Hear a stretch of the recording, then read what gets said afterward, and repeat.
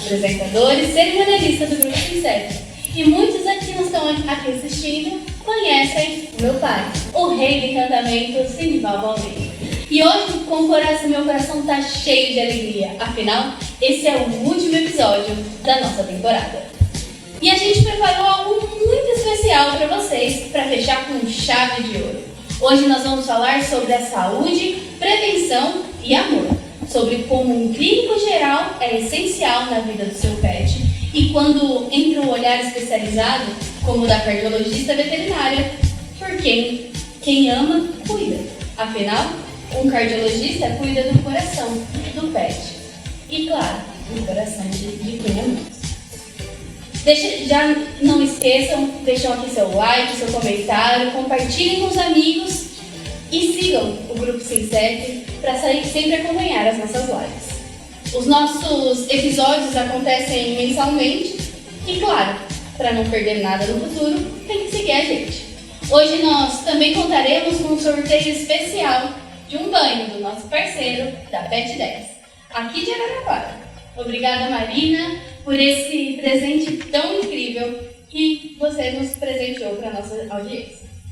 Além disso, nesse mês nós teremos alguns eventos. No dia 30 de novembro será a chegada do Natal Pet da Dona Baunilha. O evento acontecerá das 8 às 11 da manhã e conta com desfile pet, temático de Natal. Não esqueçam de vestir os seus bichinhos.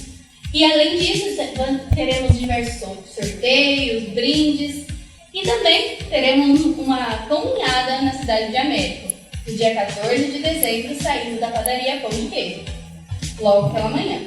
Agora sim, vamos apresentar as nossas incríveis convidadas. Com vocês, doutora Carol e doutora Marina. Boa noite, meninas. Boa noite, pessoal. Boa noite. Boa noite, meninas. Boa noite. Boa noite. Gostaria de começar essa nossa conversa, primeiramente agradecendo o carinho que vocês tiveram em aceitar a nossa companhia aqui no dia de hoje e o carinho também que vocês têm com todos os pets. Além disso, temos, além da Bela hoje, temos a Catarina. Cadê a Catarina, gente? Olha lá. Tem um chaveirinho, né, Catarina? Catarina é da doutora Marina e a doutora Marina me contou que ela foi colocar a Catarina para cruzar e não resistiu, teve que ficar com quase todos os filhos. Pois é, não tem como, né, olhar para aqueles bichinhos daquele tamanho, ainda eu que fiz o parto, e ficar só com um ou não ficar com nenhum. Né, Catarina? Eu fiquei com 3. Apenas isso. Né, Tutu? Muito bom. Pessoal, nós esperamos vocês também nesses eventos que a gente vai fazer, será muito especial. Meninas, vamos contar um pouquinho da trajetória de vocês? Com certeza. Pode começar, doutora Marina. Bom, vamos lá. Eu sou a Marina, eu sou formada em São Carlos, formei no final de 2021. Tô indo agora para 4 anos de formada, né? Passei por uma trajetória curta até agora, mas claro, sempre me movimentando, que é o mais importante. Terminei a graduação, fiz uma pós-graduação, dei um tempo esse ano, porque graças a Deus aí começou a aparecer bastante atendimento, bastante coisa. Então dei um tempo para me dedicar à clínica, né? Que a gente abriu em Américo, que foi o mais importante, né? E deu certo, e provavelmente a partir do ano que vem a gente começa a se especializar e buscar sempre uma nova atualização, né? Eu sou formada mesmo nessa parte de clínica geral, tanto clínica e médica e cirúrgica, né? Faço um pouco de anestesia também, mas não sou especialista, eu sou só simpatizante. Inclusive, prefiro fazer uma anestesia do que uma cirurgia, por exemplo. Mas a minha paixão mesmo está dentro do consultório, né? Acabar descobrindo o que um bichinho que não fala apresenta, até a gente acabar tendo a cura efetiva deles, né? E é esse bichinho aqui que me move, né? Eu sou apaixonada por cachorro salsicha, sou apaixonada por ficar em casa com eles. Recentemente até cometi a barbaridade de pegar um chihuahua de nem 1 quilo direito, né? Então ela vai ter um desafio pela frente. A mãe de todos, né? 3 filhos biológicos e um adotado agora. E é isso. O amor com os animais é o que me move, né? Pra escolher essa profissão também. Exato. Você, doutora Carol, conta mais um pouquinho. Bom, eu sou a doutora Carol Comanini, eu tenho a primeira clínica de cardiologia aqui do interior, em todos os tipos de exames, medicações, específico realmente para a área, né? Eu me formei há uns bons anos atrás, em Pirassununga, na USP. Durante a graduação, eu também cheguei a fazer a própria especialização em cardiologia, né? Também acabei fazendo um intercâmbio em Portugal, onde comecei lá há 10 anos atrás a já ver cirurgias que hoje está começando a entrar no Brasil, né?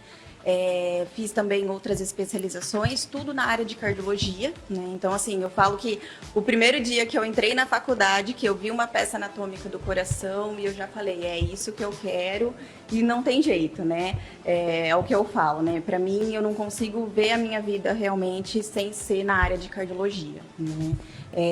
É o que me move. Eu adoro realmente pegar um paciente que está super mal e daí vocês me mandarem, Carol, ele parece um filhote de novo. Para mim é a maior realização do mundo, né? Inclusive, nós tivemos a felicidade, na verdade, de poder tratar o nosso bebezinho, o Luan, que tem 13 aninhos, que recentemente passou pela doutora Carol, né, Carol? Sim. E foi um diagnóstico um pouco difícil. Ele estava numa crise muito grave, realmente, de edema pulmonar, né? Que é o que a gente chama de água no pulmão. O tamanho cardíaco realmente muito aumentado e isso faz realmente com que a gente tenha poucas expectativas, né? Então, o paciente tem que passar por isso, a gente tem que entrar com medicação e a gente tem que esperar essa resposta medicamentosa, né? E, graças a Deus, realmente ele teve uma resposta muito boa. E né? muito rápida, E muito vamos dizer rápida, assim. e muito rápida. Ele chegou, assim, que não conseguia nem andar direito. A respiração extremamente, a gente chama de angústia respiratória, né? O animal estica muito o pescocinho para conseguir respirar, muitas crises de tosse, né? E hoje, graças a Deus, ele já está bem melhor. Tá parecendo uma criança mesmo, já tá brincando, pulando. E outra coisa que eu acho que foi muito legal nessa minha experiência com a Carol foi a maneira que ela conseguiu contar o diagnóstico, que não era um diagnóstico fácil, mas ela tinha todas as cartas na mesa para me explicar, olha, pode acontecer isso, pode acontecer aquilo, não tenha medo, mas talvez não tenha um diagnóstico tão bom mais pra frente. Mas ela tratou isso com uma tranquilidade, de uma forma que conseguiu me passar uma tranquilidade mais especial, digamos assim, né? Eu falo que assim, você ter um diagnóstico de um problema cardíaco, né, independente da situação, nunca é bom, né? Você sempre tem aquele negócio de que realmente, nossa, meu animal tem problema cardíaco, ele não vai sobreviver, ele vai realmente ficar muito mal. Só que hoje a gente tem muitos recursos, né? Existem muitas medicações, muitos exames que faz com que a gente tenha cada vez mais acurácia no tratamento, né? E isso faz com que traga realmente muita qualidade de vida. Eu falo para todos os meus pacientes, eu não penso muito em tempo, eu quero pensar realmente em qualidade. O tempo que o animal viver com a gente, ele tem que ser feliz. Né? É o principal ponto na minha visão. Isso mesmo. Eu também fiquei muito feliz porque o Luan agora ele tá só correndo, né, Zé? Tá. É muito gostoso E isso. tá parando de pedir comida, né? Gente, descobri que a Belinha, essa bebezinha aqui, tá acima do peso que a doutora Carol me contou, porque alguém dá muita comida pra ela. O que a gente faz? Eu só dela? dou o que ela pede. Não, ela não se arrepende, olha a carinha dela. Nunca na vida. Ai. Mas quem resiste a esses olhinhos, gente? Não, e Não ela tem ainda como. faz aqui, ó, o rostinho viradinho. Não tem como, olha lá, olha essa carinha. Doutora Marina, eu queria saber, acho que é uma coisa muito importante. O clínico geral, ele é como um médico da família, digamos assim. Basicamente, eu acho que é a melhor definição que eu já ouvi sobre o clínico geral. A gente é um médico da família, a gente acompanha o animal desde a primeira dose de vacina até possivelmente o último dia de vida dele, né? E sempre assim, a gente vai até o nosso ponto. Eu falo que a clínica geral ela tem um ponto, né? A gente tenta remediar, a gente tenta ali seguir para todos os assuntos um pouco, porque a gente sabe, né, um pouco de cada coisa, só que tem hora que realmente ou preciso apelar para Carol ou para um outro paciente, né? Hoje mesmo na clínica eu tenho um paciente que ele tem um histórico de obstrução urinária, ou seja, ele não consegue fazer xixi porque alguma coisa obstrui a passagem da urina. E eu já fiz tudo que eu podia fazer por ele, tudo que estava ao meu alcance. Então a gente parte agora para um nefro mesmo, para justamente a gente procurar um conhecimento, por exemplo, que a clínica geral não tem ainda. Seja um conhecimento, seja uma medicação, seja um procedimento, né? Que sempre visa exatamente o que a Carol falou, o importante é a qualidade de vida. Ah, mas o meu animal, ele, poxa, não vai conseguir, sei lá, andar. Só que ele está tendo qualidade de vida, ele está se alimentando, ele está sendo bem assistido, ele está sendo cuidado. É aí que eu falo que a clínica geral ela é legal, porque hoje em dia a veterinária, se for falar sobre especialização e essas coisas, ainda é muito recente, né? Apesar da Carol, que é o maior exemplo, tem mais de 10 anos que ela está aí na trajetória. E para a pessoa ver, por exemplo, às vezes ela me liga e fala: ai, Marina, meu cachorro está assim sensado, olha, eu acho interessante passar com cardio. E isso ainda, né, as especializações, elas não são bem vistas, não são tão comuns, né? E aí chega na questão de, a clínica geral, ela sempre vai ter uma limitação. A gente fala sobre tudo um pouco, a gente cuida sobre tudo um pouco, só que tem hora que a gente precisa recorrer, justamente para o quê? A pessoa vai no especialista, cuida do animal, volta pra gente, fica sempre assim, numa equipe multidisciplinar, né? Eu acho que se para o humano é tão interessante fazer isso, por que no veterinário, né, na parte veterinária não seria? Então é aí que eu falo, realmente, o veterinário clínico geral, ele é o médico da família, a gente faz consultas, a gente faz cirurgias que são mais eletivas, vamos dizer assim, né? Mas quando realmente o calo aperta, né, a gente quer ver que o animal fique bem mesmo e tá fugindo um pouco da nossa alçada, a gente acaba recorrendo para a especialidade, né? E seja qualquer uma mesmo. E a maioria dos clínicos gerais também já tem uma especialização em algumas cirurgias, como castração, né? Tem. A pós-graduação que eu fiz, ela pega bastante sobre, por exemplo, uma castração eletiva, vamos falar uma coisa assim, mais invasiva, a retirada de um baço, a retirada de um nódulo, a extração de algum dentinho, né? Mas realmente, por exemplo, quando a gente pega uma cirurgia mais avançada, que nem... Essa semana tá um pouquinho pesado na clínica, que a gente tem pegado bastante diagnóstico, por exemplo, de tumor hepático, né? E o fígado, se a gente for parar para pensar, ele é um órgão extremamente sensível. É um órgão que precisa de uma especialização mesmo para poder mexer. Então a gente acaba encaminhando esses animais que são eletivos de fazer cirurgia para um especialista, um cirurgião que cuida dessa parte, né? Por mais que a gente faça, mas é o que eu falo, uma hora vai fugir da nossa alçada e a gente vai precisar do colega, né? Eu acredito que até essa parte da especialização é fundamental clínico, né? Porque, por exemplo, um cachorro cardiopata não tem os mesmos sintomas que um humano, né? Sim. E isso acaba, querendo ou não, tendo muita confusão, né? Então, o clínico geral, ele vai auxiliar realmente para poder identificar. Isso é uma alteração, né, um sinal clínico de um provável problema cardíaco. Então, você vai para o cardio, entendeu? Para poder realmente fazer essa diferenciação, porque tem sinais que são completamente inespecíficos e tem sinais que são bem característicos das doenças, né? Por exemplo, a tosse, né? A tosse, que parece um engasgo, ela é muito característica realmente de um problema cardíaco. Mas muitas vezes o tutor não percebe, ele acha realmente que está afogando com a água, que se afogou com o alimento, né? E na verdade não, já é um sinal clínico do próprio problema cardíaco. E daí vem o papel do clínico geral para conseguir realmente orientar o tutor para realmente fazer essa pesquisa, né, de mais diagnósticos, né? Eu acho que é até importante comentar, a Carol já veio aqui, acho que no segundo episódio. No segundo episódio. E a gente conversou muito sobre a tosse, porque o Luan sempre teve muita tosse, e ela falou, leva ele pra mim. E aí eu falei, levo. E aí aqui, ó, a gente enrola, vamos dizer assim, né? E leva no clínico geral, fala, olha, tem problema no coração, mas, né, tá tudo bem por enquanto. E aí, na hora que apertou, que eu vi que ele começou a tossir mais, que ele começou a engasgar mais, a Carol já tinha falado, já tinha comentado, aí eu nem levei no clínico geral, já levei direto na especialista. Então, conversando aqui no podcast, nós aprendemos muitas coisas, né? Esse ano foi repleto de conhecimento para nós, com a parte dos pets. Então, já nos ajudou a direcionar muita coisa. Então, eu corri e falei, olha, Carol, eu preciso de você agora. Ela, não, mas pode ser. Eu falei, Carol, tem que ser agora. Você não tá entendendo. Isso é algo que é muito complexo, né? Porque muitas vezes o tutor não consegue identificar o quão grave é aquele sinal, né? Então, sinais de alertas, realmente falta de ar, linguinha escura, né? Puxando a coloração azulada, ficar sempre numa posição que o animal precisa de ar, então sempre com a cabecinha mais esticada, né?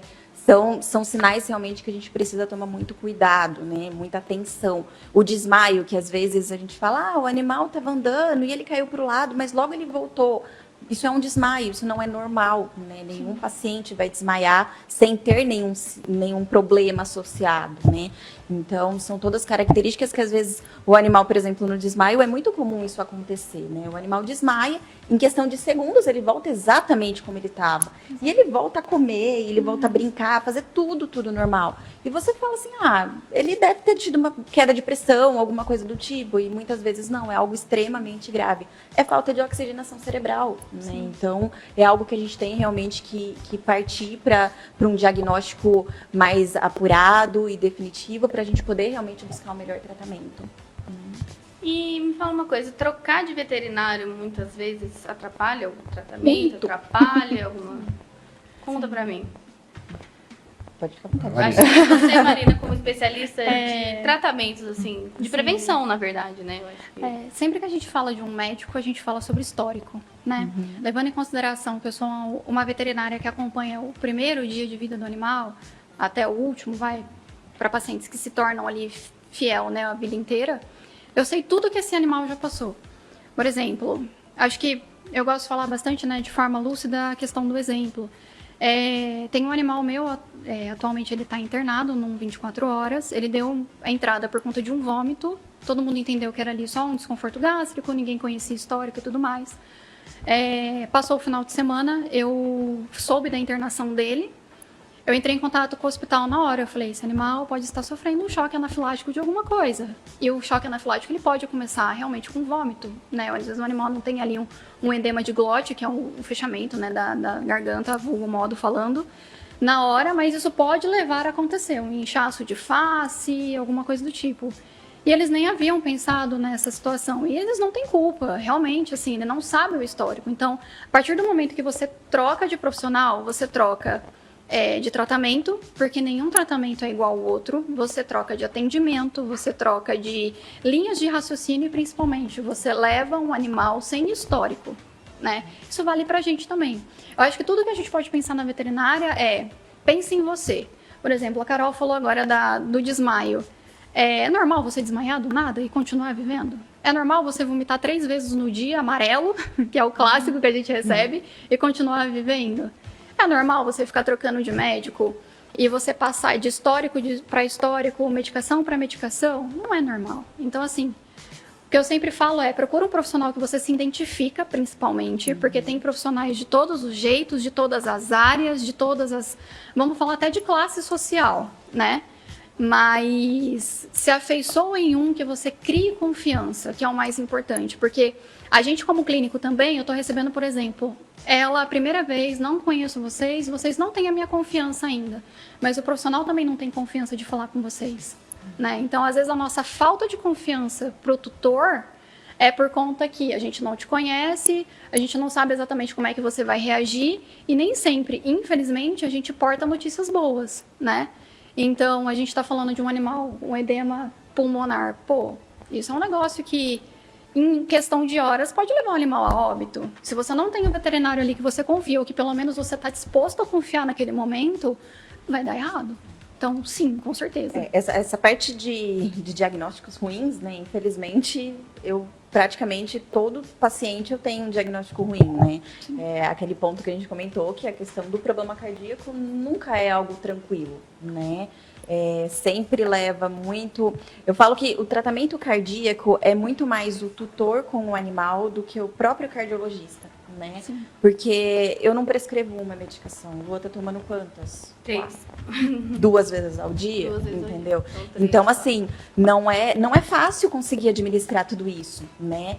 E isso acaba gerando um desconforto muito grande no tutor, realmente, porque é complicado, né? O Lu ainda é relativamente sem contar que o tranquilo. bichinho gosto é tomar remédio. A Carol me ensinou uma tática, a hora que eu dei, eu falei, não, numa Também primeira um remédio desse vez. tamanho.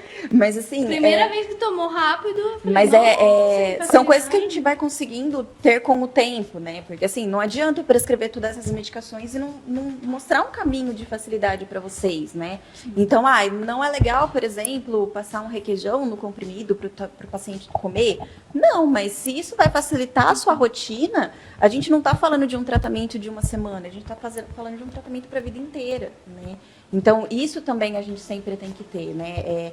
Muito mais na minha área, na área da Má nem tanto, né? Mas eu tô falando de tratamentos ad eternos, né? Então, eu preciso sempre entender. Eu falo que eu acabo sendo muito psicóloga também de vocês, né? Porque eu sei da vida inteira de vocês. Sim. Que hora vocês acordam, que hora vocês comem, que hora vocês vão dormir. Porque eu tenho que tentar colocar essas medicações, que normalmente é de 12 em 12 horas, de 8 em 8 horas, de uma maneira que consiga realmente conciliar a rotina do tutor, né?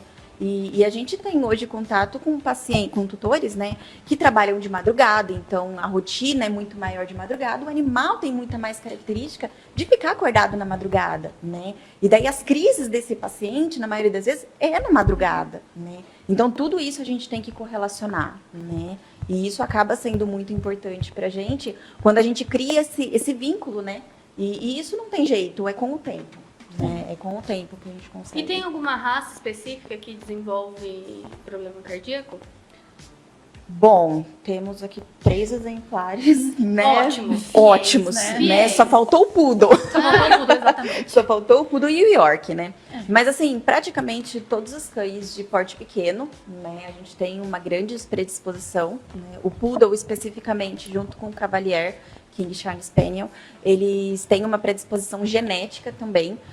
As outras raças não têm ainda conhecimento científico dessa predisposição genética, mas a gente percebe que é muito, muito comum, né? Tanto que quando tem um paciente que apresenta, tem filhotes? Tem. Vai atrás dos filhotes, converse, porque a probabilidade de acontecer também é muito grande, né?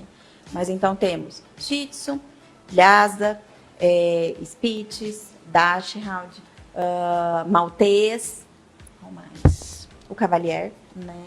E Boxer também não tem tanto aqui, né, no Brasil, diminuiu bastante a população de Boxer e Doberman justamente pelos problemas cardíacos, né? Eles têm problemas cardíacos de morte súbita, então, infelizmente, diminuiu muito a população realmente mundial dessas duas raças.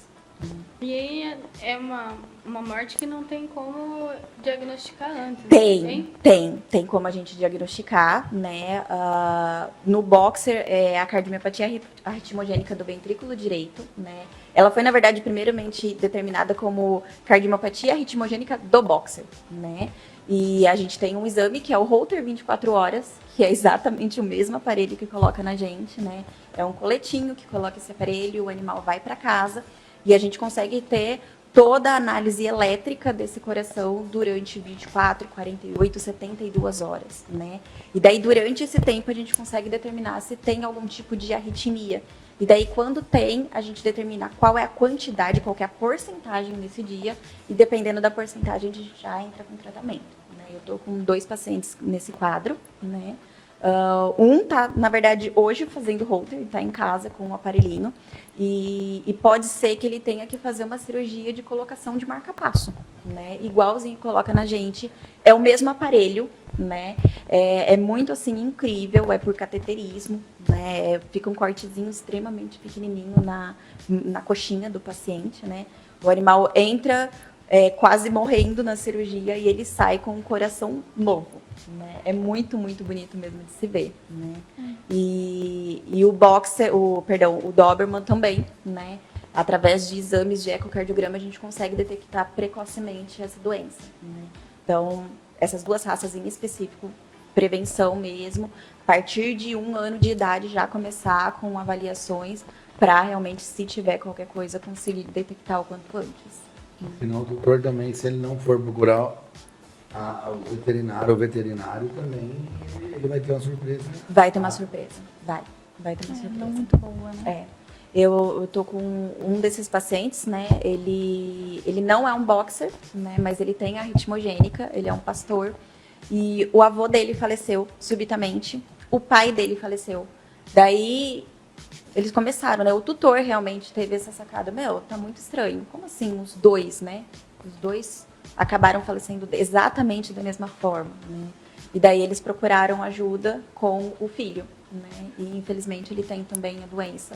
E a gente vai fazer a colocação de Holter também, né? Para poder determinar o quantas arritmias ele apresenta, para realmente determinar qual que é o tratamento medicamentoso ou cirúrgico, no caso de uma colocação de marca-passo. É até engraçado, né? Porque você fala uma colocação de marca-passo, a gente acha que é coisa de outro mundo, né? Mas graças a Deus a gente já está tendo muitos casos, né? Tem um centro em São Carlos, em Ribeirão Preto, que faz essa cirurgia. Tem vários centros na Grande São Paulo, então assim, é algo que está ficando cada vez mais comum. E isso é muito bom, né? É muito bom, é uma qualidade de vida muito grande que a gente consegue trazer para eles. Hoje eu tive um que perdeu o seu a Olivia. E ele estava me falando, né? E a esposa estava me falando que hoje os pets estão vivendo muito mais. Né? Sim. Eles eram um poodle. Uhum. Se não me engano, estava com 14, não, 17 anos. E os poodles, normalmente, eles a idade que eles ficam com os tutores é até 12, 13 anos, né? E hoje eles estão chegando a 22 anos, 23 anos. Sim. Acho que isso é um ponto muito bom, porque a gente para de exercer aquela profissão que fala, não tem mais o que fazer, né? A gente extrapola essa barreira. Não é que não tem mais o que fazer, a gente tem o que fazer. Né? Então, sempre tem o que ser feito. Né?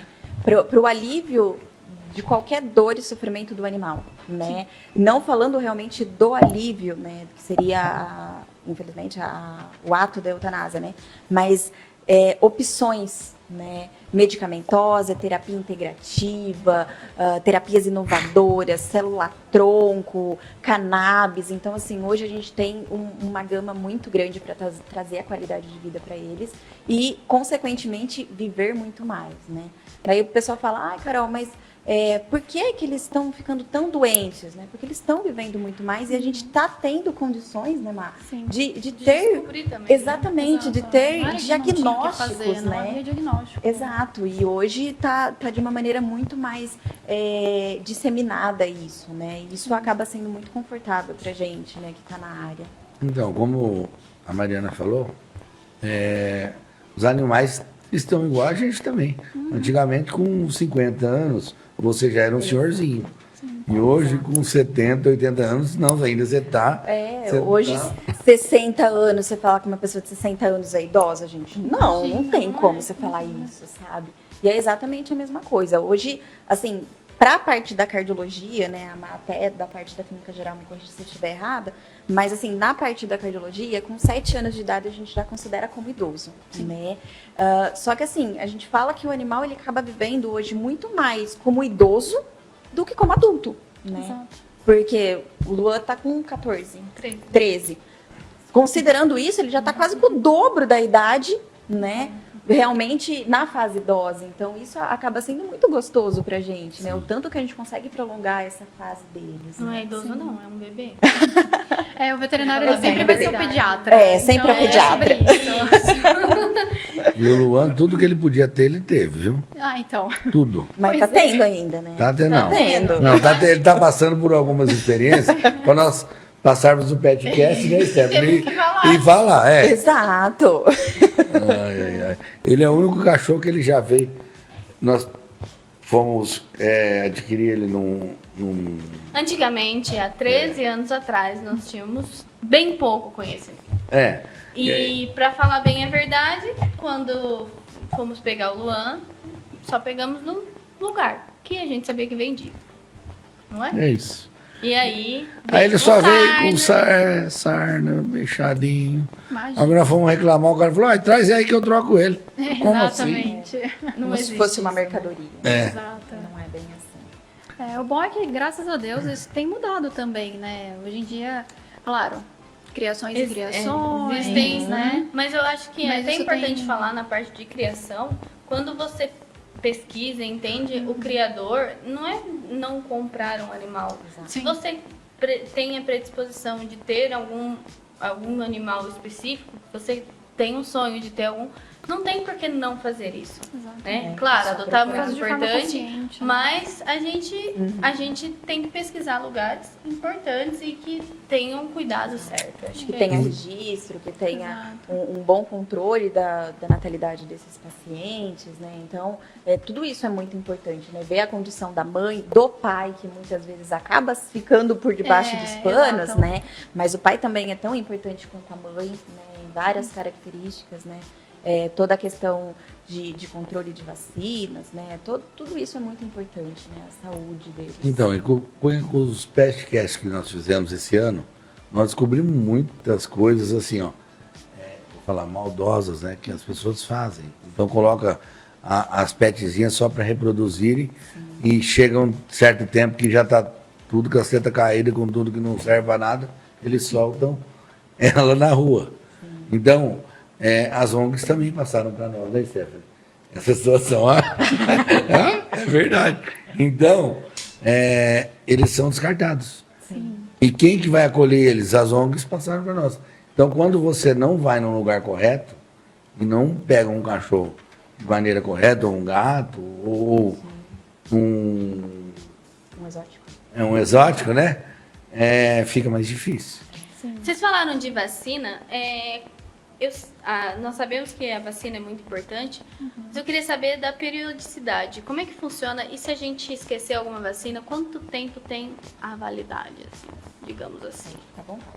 Essa parte é sua. Essa parte é bem a clínica mesmo, né? A clínica geral.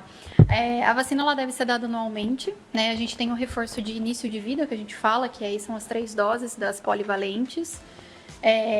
Por exemplo, eu costumo dizer que vacina de cachorro é igual a vacina de criança. Você precisa fazer o reforço no início da vida e, eventualmente, ir tomando vacinas para ou reforçar a imunidade, ou, por exemplo, essa onda que a gente teve recentemente da Covid, né?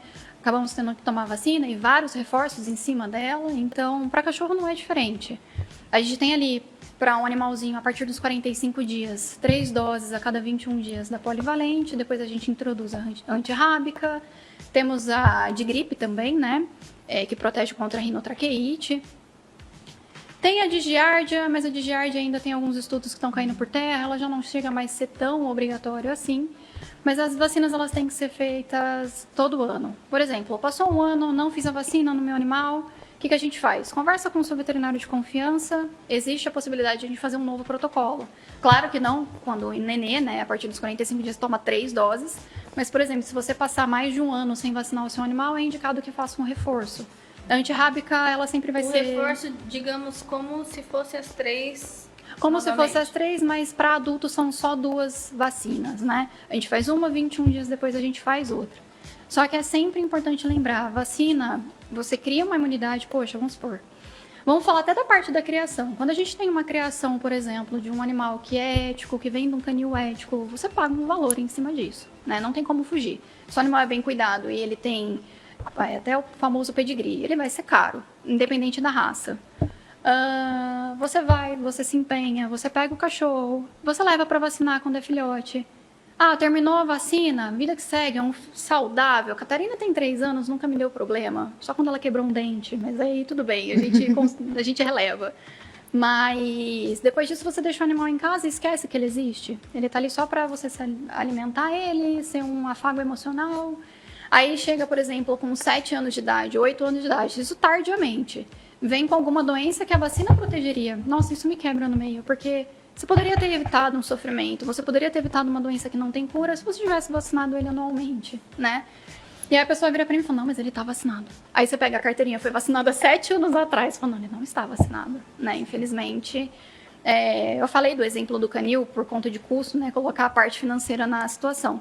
Mas isso vale até do próprio vira-latinha que você pegar, por exemplo, em qualquer canil, ou você achar algum animal na rua e você quer cuidar, você precisa vacinar.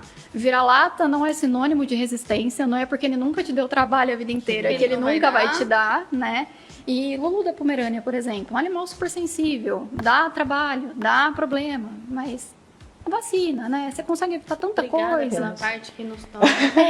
E temos que também colocar até aqui em pauta e expor realmente a toda a população a necessidade da vacinação antirrábica. Exato, né? questão de saúde A gente pública. está com 2 casos aqui no interior do estado, né, de casos positivos da doença, né?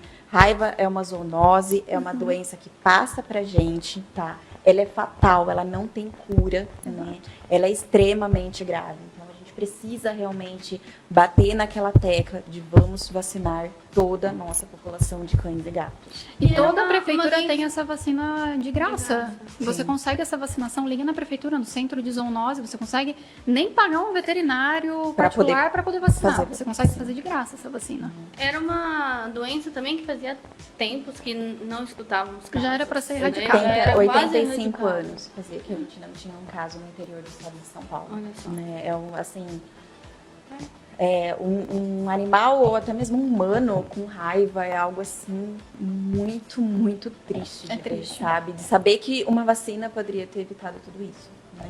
E daí, assim, da parte cardíaca, né, eu posso até falar, ela não é considerada uma vacina, mas é uma mudança que teve no protocolo de prevenção, né, falando agora realmente da questão da prevenção das doenças, da dirofilariose, que é justamente o verme do coração, né?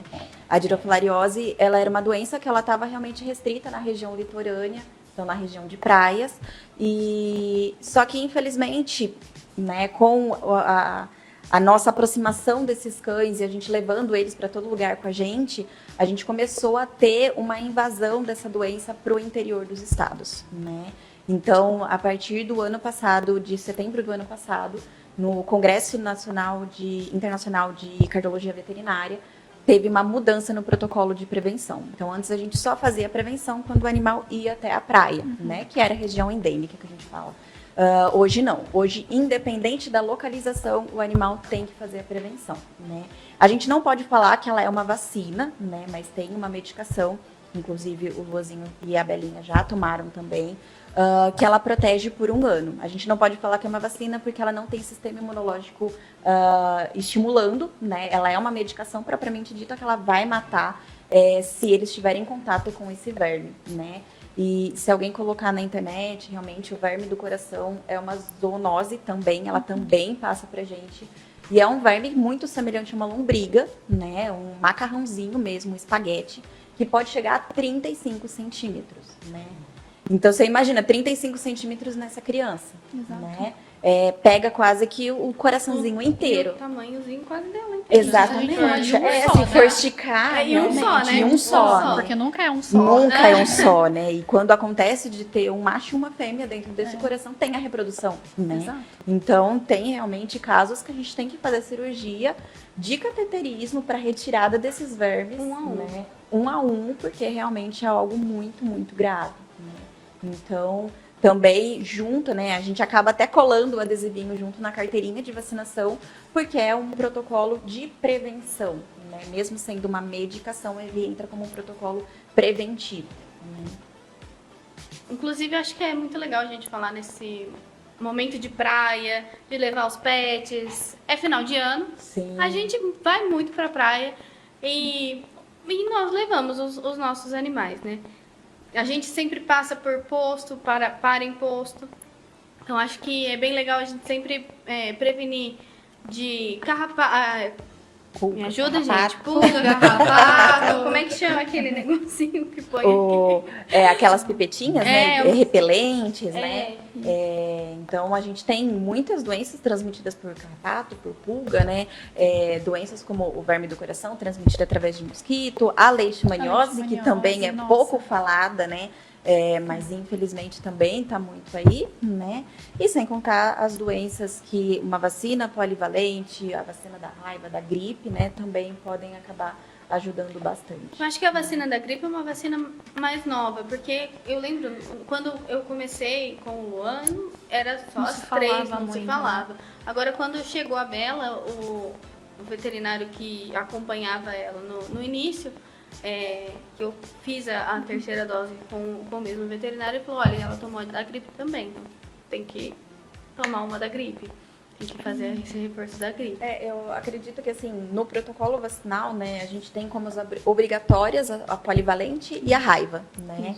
Querendo ou não, o ProHeart, né, que é essa medicação do verme do coração, a gripe, a giardia, né? Um tempo atrás, a da própria leishmaniose, né? Que já não já caiu por aplica terra mais, também. né? Mas são vacinas não obrigatórias, né? Então, é um ponto a mais de ser conversado com o veterinário, né? Para ele poder te explicar sobre esses pontos, né?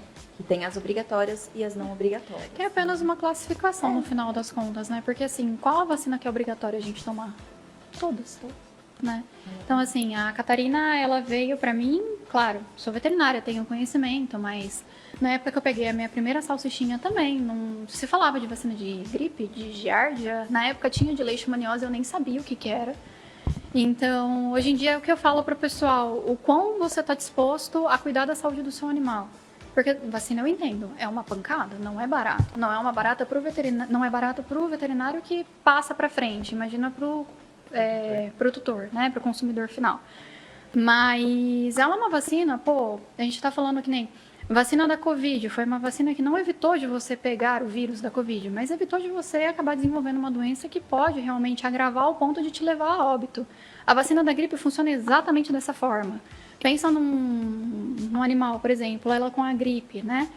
E um pastor alemão com a gripe. Claro, quantidade de bactéria, quantidade de vírus, tal, isso muda muito, mas vai ser muito mais agressiva nela do que num pastor, né? Muito mais agressiva na Catarina pelo tamanho. A vacina da gripe vai vir, os sintomas, ela vai desenvolver, mas vai ser muito mais brando. Então, a vacinação, assim, a gente considera realmente a da gripe como mais nova, menos falada, como acessório. Já ouvi esse termo também, uma vacina acessória. Mas ela é importante. Isso evita muita coisa. E o engraçado da vacina da gripe, que a gente acha que toda vacina é injeção. A da gripe é só um espirrinho no nariz. Tem a injetável também para animais, por exemplo, agressivos, né? Que não deixa a gente mexer, ou que tem que manipular com uma focinheira, a gente acaba tendo a injetável. Mas mesmo assim, é uma vacina que não causa dor só na hora da aplicação, que aí não tem como, né? Estamos falando de uma agulha. Mas é uma vacina que não tem reação vacinal depois. É uma vacina que você precisa repetir uma vez no ano só. E como você falou, animais dóceis de fácil manipulação, você faz direto no nariz. Tem a por via oral agora também, que é igual, vamos falar do SUS, né? O Zé Gotinha, né? Você chega com a pipetinha, coloca na boca do animal e manda para casa. Isso é uma bênção. Muito simples. E assim, partindo realmente da minha área, né, que é a parte cardiológica, se eu tenho um paciente que tem alteração cardíaca, né, e que ele apresenta uma gripe, eu tenho uma probabilidade muito maior dele desenvolver uma piora no quadro clínico cardiológico, né? Olha onde vai, né, a situação. É algo realmente, eu posso, uma gripe, dependendo a quantidade, o estágio da gripe do paciente, eu posso ter uma broncopneumonia, né? O quanto que isso já não vai afetar um coração e um pulmão que já está doente, entendeu? Então, eu falo, não é porque o seu animal é cardiopata, não é porque ele é idoso que ele não tem que tomar as vacinas, né? Que ele não tem que tomar, ou colocar a coleirinha repelente, ou tomar as medicações ectoparasitas, né? Remédio de verme. Então, é fundamental isso, né? Não é porque o animal é idoso ou cardiopata ou qualquer outro problema crônico que ele não possa tomar também esses tipos de prevenções, né? Lógico, sempre comunicar ao clínico geral, ao próprio cardiologista, né? Ou outras especialidades que estão envolvidas na saúde do animal, para poder orientar da melhor forma, né? Os pacientes mais idosos eu sempre acabo recomendando fazer que nem a gente faz mesmo, né? Pensando novamente como nós. Não aplica todas as medicações de uma vez. Eu tô tendo um paciente que ele toma um monte de medicação por dia, que ele já tem um organismo mais debilitado. Eu vou dar 3 vacinas no mesmo dia, o que eu vou gerar nesse paciente? Eu vou gerar uma febre muito grande, né?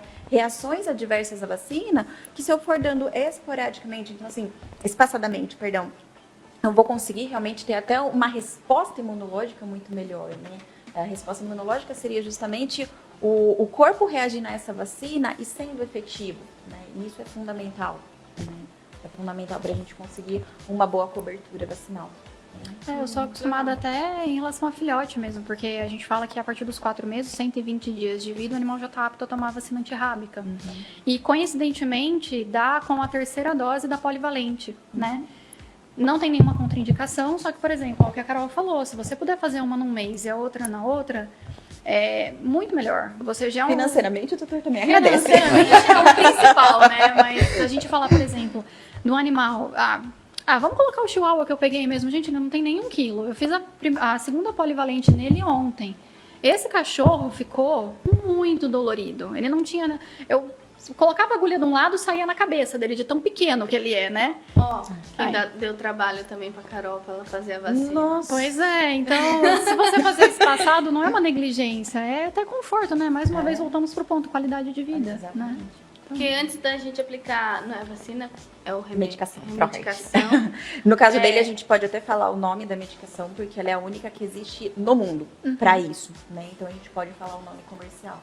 Pois, então, pro Hard, fomos aplicar, e antes dela aplicar, ela sempre faz o teste para ver se já tem, se já apresenta algum verme, né, a doença no coração. E aí ela, para tirar o sangue da Belinha, sabe, já ouviu falar que o cachorro parece com o dono?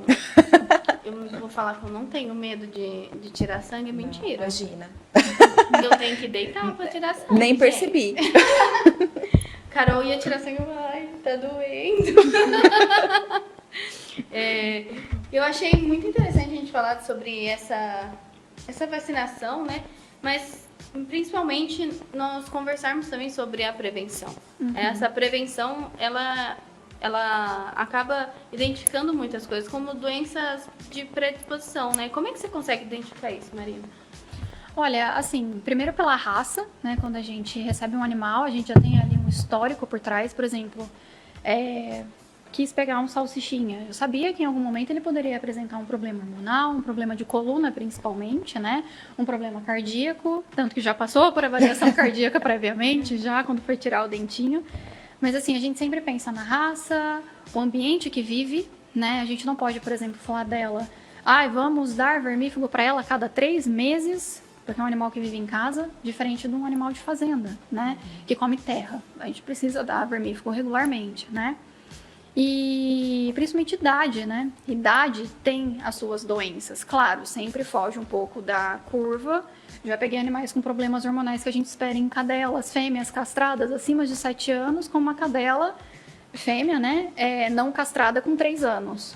Isso pode acontecer também. Medicina não é receita de bolo, a gente estende isso até para veterinária. Mas é você ter o olhar assim, dentro da clínica geral, como que eu identifico?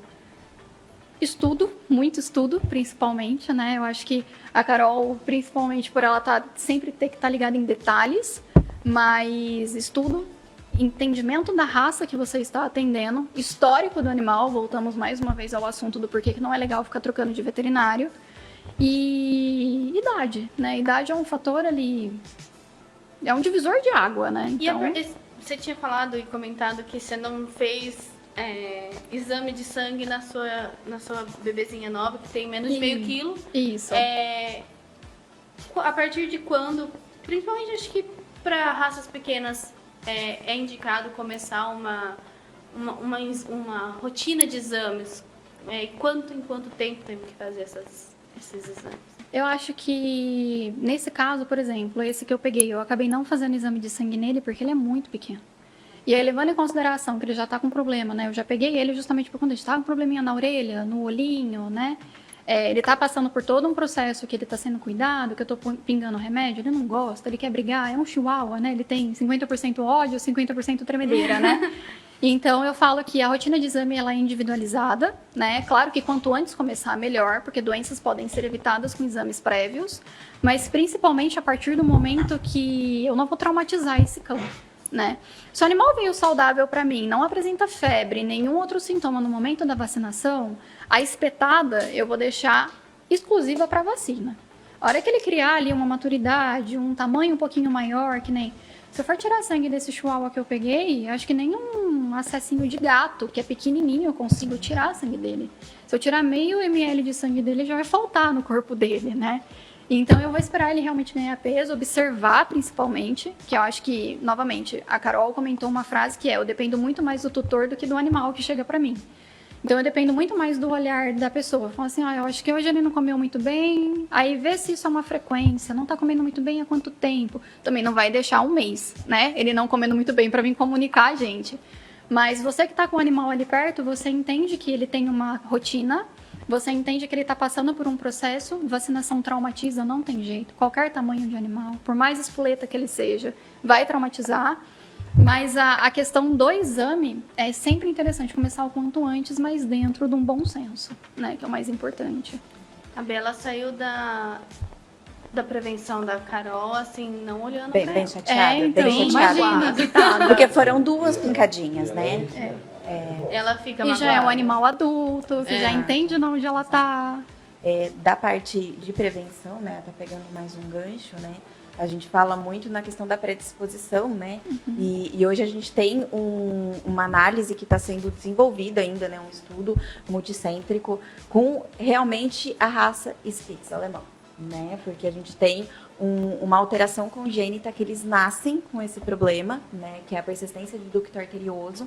E a gente está tendo, assim, uma quantidade extremamente grande, né? A população de Spitz está vindo com muita essa alteração congênita. O animal, no começo, realmente não apresenta nenhum tipo de alteração. Conforme ele vai ficando um pouco mais idoso, aí com seus 4, 5, 6 anos, ele começa a apresentar alguns sintomas, muitas vezes meio inespecíficos para o tutor, né?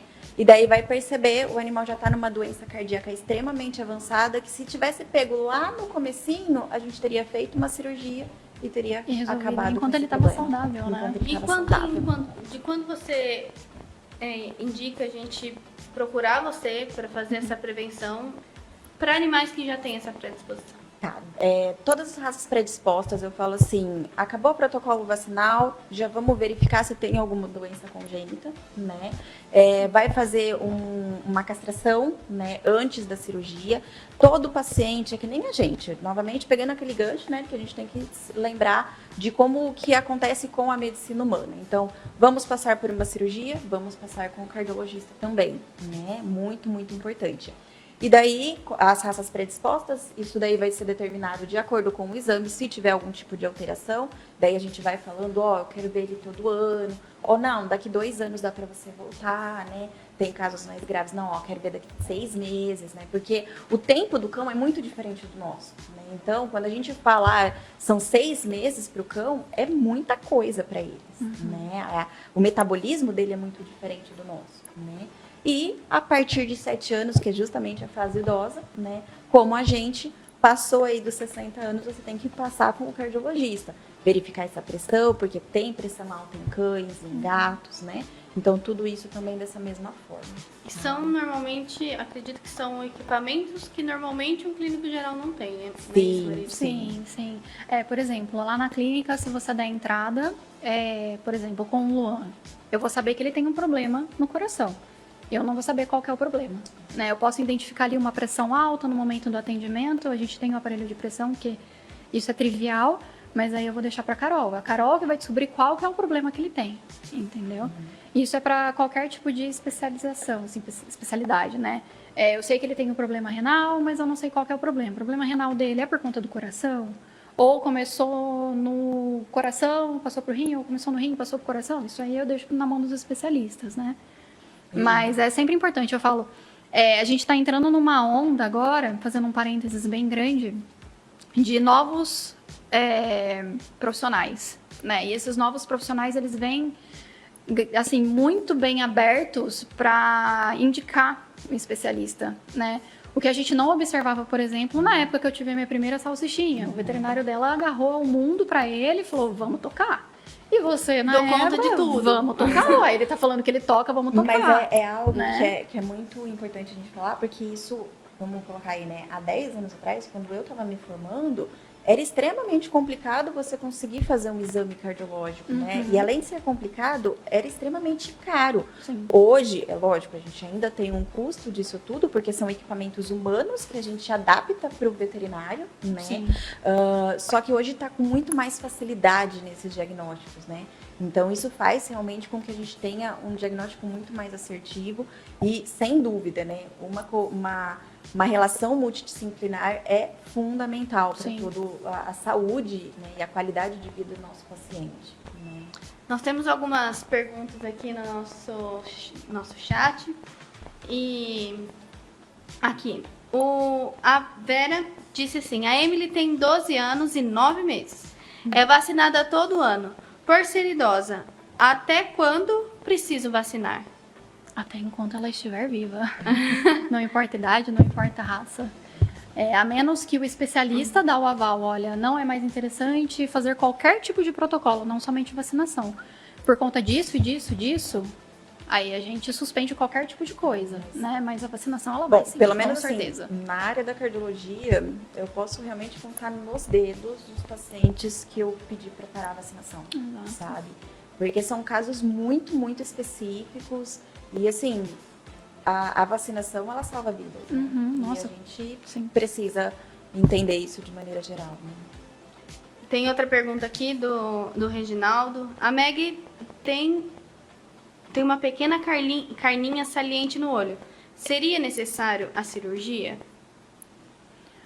Eu acho que eu posso te falar bem acima, assim, você precisa ir para um oftalmo. Né? Assim, geralmente, o que acontece? Pode ser um prolapso de terceira pálpebra, pode ser um tumorzinho que está nascendo ali. Claro, a gente precisa ver o animal, entender a situação, mas o ideal seria ou realmente passar com um veterinário clínico geral para ver se realmente é só uma inflamação, se pode ser feito alguma coisa ou se realmente precisa fazer a cirurgia. Eu posso dizer assim, eu sou o tipo de veterinário que eu dou um boi para não entrar numa cirurgia com o animal, né? Mas aí eu dou uma carreta inteira para, se tiver que entrar, fazer dar certo. Então, precisa de cirurgia? Eu não sei. Eu não vi o animal. Mas é interessante dar uma pesquisada, porque se precisar, com certeza, a gente vai fazer da melhor maneira possível. E não esqueça, se precisar da cirurgia, faça com o cardiologista. Exato. Isso é principal. É necessidade. Fazer os exames antes. Exato. Para prevenir também, né? Para passar as informações até para anestésio, eu acho que faz diferença. Não Sim. Faz completa diferença. Eu que sou bem, assim, novamente, eu não sou especialista, mas eu simpatizo bastante com essa parte de anestesia. Justamente por eu não ser especialista, para eu sentar na minha cadeirinha e anestesiar um animal, se eu tiver um exame da Carol falando para mim, pode anestesiar porque não tem nada, ou se tem é muito leve, ou em tal momento da cirurgia faz tal medicação... Nossa, cara, é uma benção. Eu tenho traz certeza uma tranquilidade para todo mundo. Exato. Né? Exato. E é muito banalizado isso ainda. E a gente sabe que, assim, quando a gente fala em procedimento cirúrgico anestésico, a gente está falando de procedimentos de alto custo, né? Não são baratos. Só que, assim, se a gente pensar na vida do paciente, o veterinário clínico geral fica mais seguro, o cardiologista fica mais seguro, o anestesista fica mais seguro e, principalmente, o paciente fica muito mais seguro. É muito mais tranquilo a gente entrar numa cirurgia, né, sabendo que o animal tem aquela alteração e sabendo das prováveis alterações que ele pode acontecer durante esse procedimento. Né? É uma maneira da gente conseguir realmente buscar cada vez mais uma mortalidade menor com relação aos procedimentos cirúrgico-anestésicos. Né?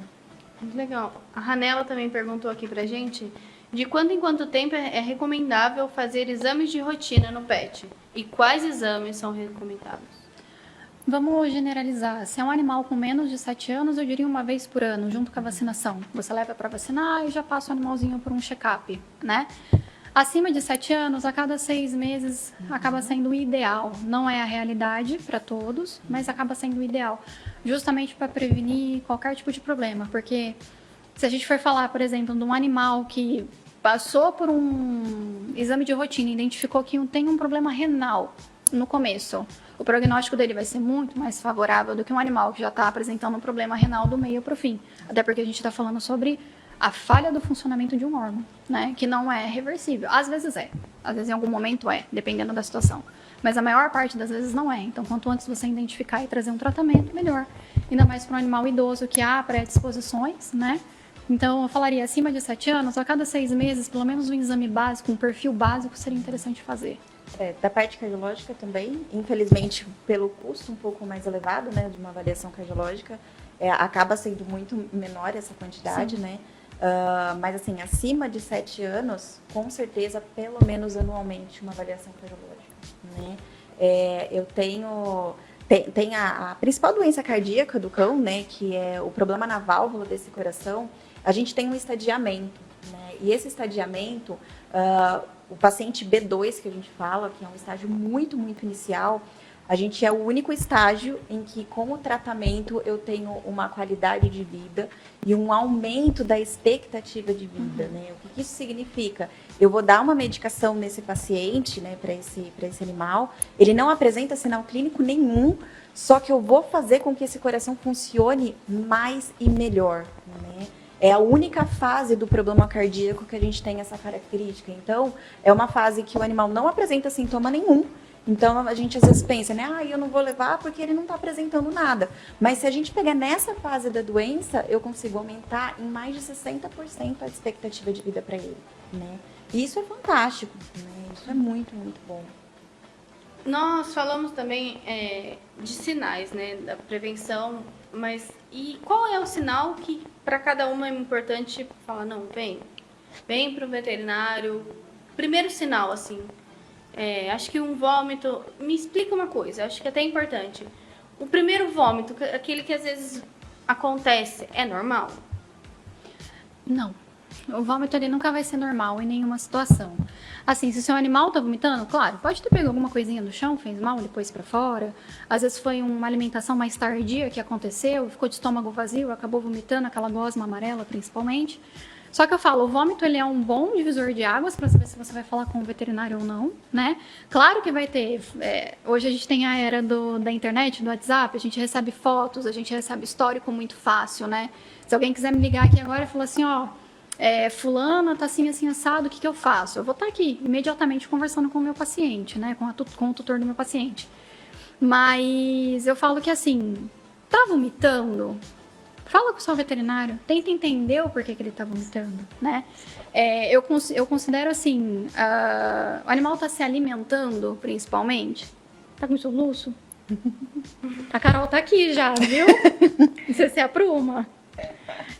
Eu falo que o divisor de águas na clínica, para eu saber se o animal está bem ou não, é alimentação, ingestão de água e se está tendo algum outro sintoma, por exemplo, vômito, diarreia, tá prostrado. Às vezes o animal não quer sair da casinha. A pessoa acha que tá tudo bem e não. Assim, é um animal que todo dia sai da casinha. Por que ele tá na casinha aquele dia, né? Agora, uma cachorrinha como essa, que ela gosta de dormir, por exemplo. Ela entra embaixo da cama, dorme o dia inteiro. A hora que a gente chega, na hora do almoço, o desespero da comida, já vem descendo, correndo e já pula.